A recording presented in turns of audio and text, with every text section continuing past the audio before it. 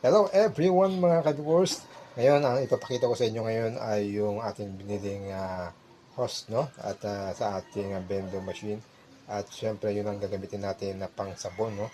Ay, ano pang ginagawa natin? Let's go mga ka-vipors!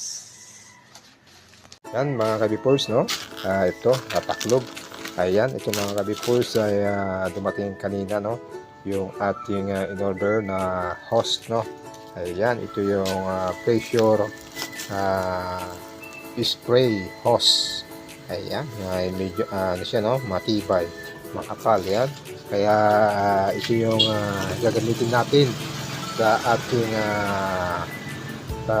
pagsasabon, no? Ang ating gagamitin sa sabon sa sakyan, no?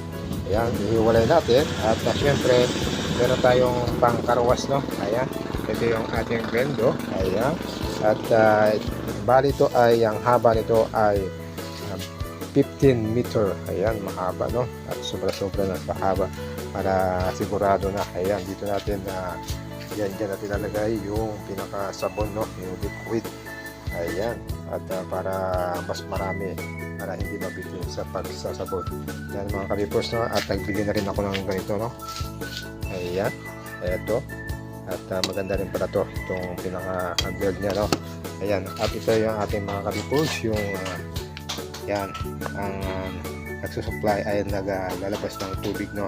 Para mas malakas siya. Ayan, ito yung ating hose niya sa taas, kabitin yung pangkalawas natin, at ito yung pinaka yan banda sa harapan, hinulugan ng 5 piso. Kaya